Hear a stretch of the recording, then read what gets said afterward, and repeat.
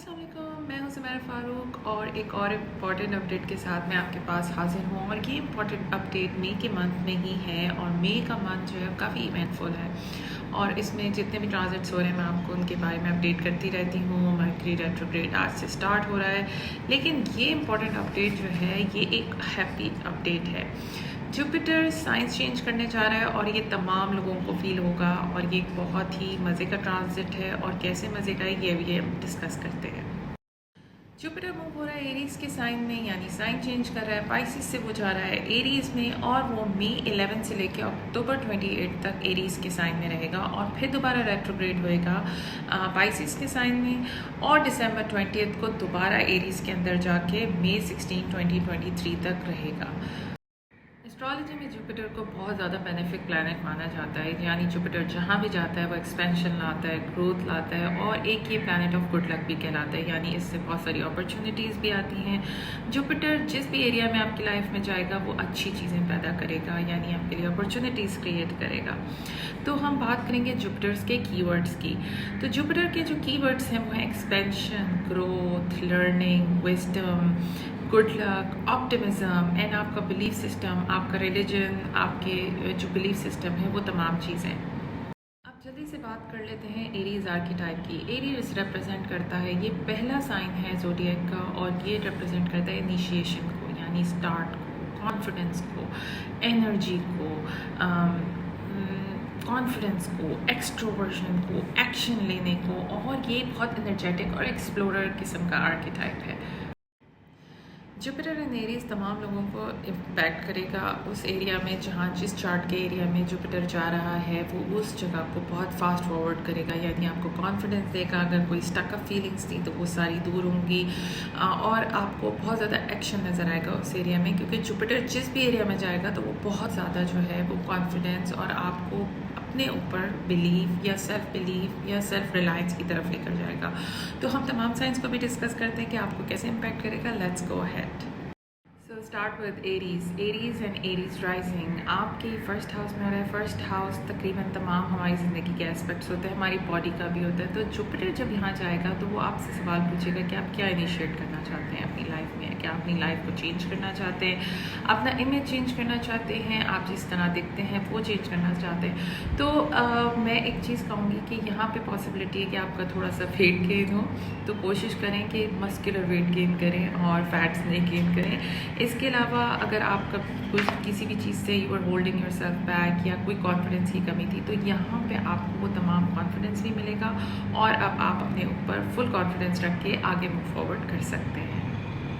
Taurus आपके 12th house के अंदर जुपिटर मूव हो रहा है और 12th हाउस होता है हमारी इनर सेल्फ का, हमारी इनर डूइंग का, सेल्फ अनडूइंग का, हमारे फियर्स, हमारा सबकॉन्शियस माइंड और हमारे जो डीप रूटेड स्पिरिचुअलिटी है उसको रिप्रेजेंट करता है। तो इस टाइम पे आप रेडी हैं अपने फियर्स को फेस करने के लिए और उसको फेस करने के लिए आपको कॉन्फिडेंस भी मिलेगा। ये टाइम होगा कि आप कोई स्पिरिचुअल बिजनेस के अंदर आ सकते हैं, कोई आप रिहैब खोल सकते हैं या कोई आप जो है वो स्पिरिचुअल प्रैक्टिसेस को फॉलो कर सकते हैं। तो ये टाइम आपको बहुत ज़्यादा कॉन्फिडेंस देगा आपकी अपनी स्पिरिचुअलिटी को डेवलप करने के लिए। Gemini Jupiter is going into 11th house. Geminis को वैसे भी बहुत सोशल होते हैं और उस टाइम पे उनके जो सोशल नेटवर्क है वो इंक्रीज़ होगा, नए फ्रेंड्स बनेंगे, आप नई जो पुराने फ्रेंड्स हैं उनके सर्कल को भी आप एक्सपेंड करेंगे। दिस इज़ द टाइम कि आपके फ्रेंड्स या आपके कनेक्शन के ज़रिए आपको गुड लक और अपॉर्चुनिटीज़ आ सकती हैं। इस टाइम पे आपको बहुत ज़्यादा होप्स होंगे अपने फ्यूचर को लेकर और आप अपने फ्यूचर को लेकर बहुत ज़्यादा ऑप्टिमिस्टिक होंगे। कैंसर्स एंड कैंसराइजिंग बेस्ट टाइम आपके 10th हाउस यानी पब्लिक रिकग्निशन, आपके करियर के अंदर जुपिटर जा रहा है तो ये आपके करियर के अंदर ग्रोथ, एक्सपेंशन लेकर आएगा। अपना CV रेडी कर लें, कोशिश करें कि आप अपनी आइज़ ओपन रखें अपॉर्चुनिटीज़ के लिए। कोई आपको वर्क प्लेस पे प्रमोशन मिल सकता है, कोई करियर अपॉर्चुनिटीज़ ऐसी मिल सकती है जो कि लाइफ चेंजिंग हो।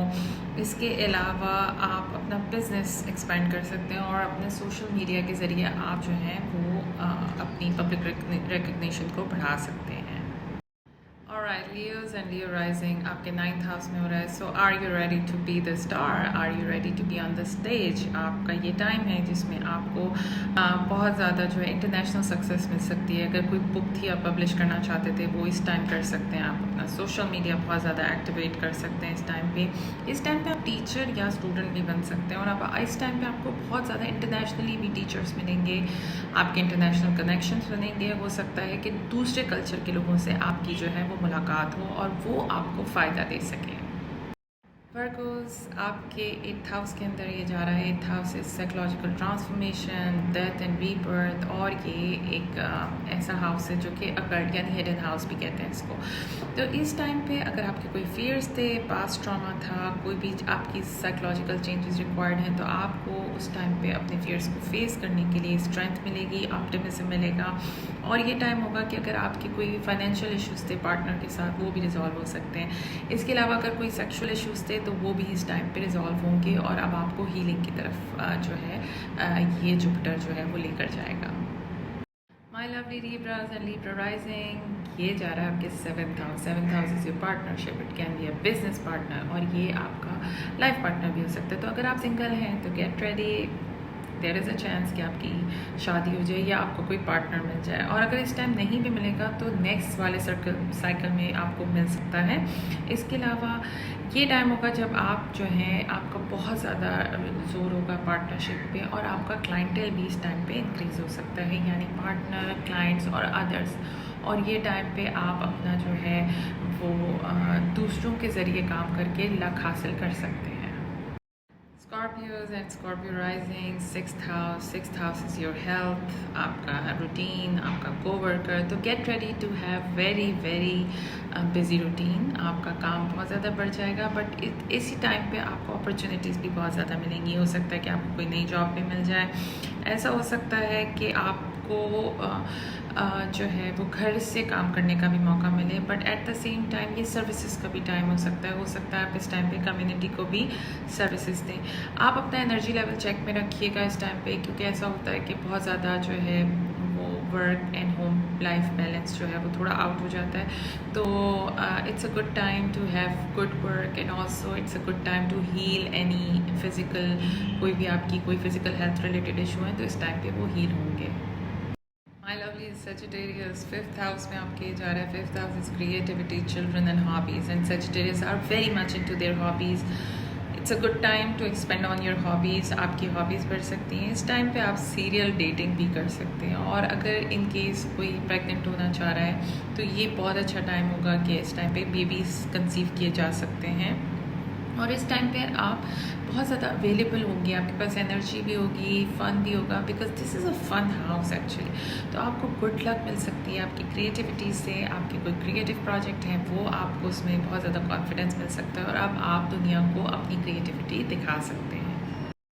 कैप्रिकॉन्स एंड कैप्रिकॉन राइजिंग आपके 4th हाउस के अंदर ये जुपिटर जा रहा है. 4th house is your home, family life. तो वहाँ पे आपको कोई गुड लक मिल सकती है. कोई state and property related good news मिल सकती है. घर रेनोवेट कर सकते हैं आप अपना. अगर कोई फैमिली ट्रॉमा था तो इस टाइम पे वो हील हो सकता है. अगर आपके कोई इनहेरिटेंस रिलेटेड इश्यूज़ हैं तो वो भी जो है रिजॉल्व हो सकते हैं. इस टाइम पे आप प्रॉपर्टी में इन्वेस्ट करेंगे तो आपको फ़ायदा भी होगा. और अब आप ये टाइम होगा कि आप अपनी फैमिली लाइफ को बहुत अच्छे तरीके से इम्प्रूव कर सकते हैं. Also there can be addition in the family. हो सकता है कोई शादी हो रही हो फैमिली में या कोई नया बेबी भी इस फैमिली में ऐड हो सके. एक्वेरियस आपके 3rd हाउस के अंदर ये जुपिटर जा रहा है. तो आपकी सोशल मीडिया एक्टिविटी बढ़ सकती है. आपके सिबलिंग्स के साथ आपके रिलेशनशिप बेहतर हो सकते हैं. हो सकता है कि कोई नए कॉन्ट्रैक्ट आप साइन करें, कोई नई कम्युनिकेशन करें. शॉर्ट डिस्टेंस ट्रैवल बहुत ज़्यादा आप कर सकते हैं. इसके अलावा अगर आपके कोई सिबलिंग्स या नेबर से रिलेटेड कोई इशूज़ थे वो भी रिजॉल्व हो सकते हैं.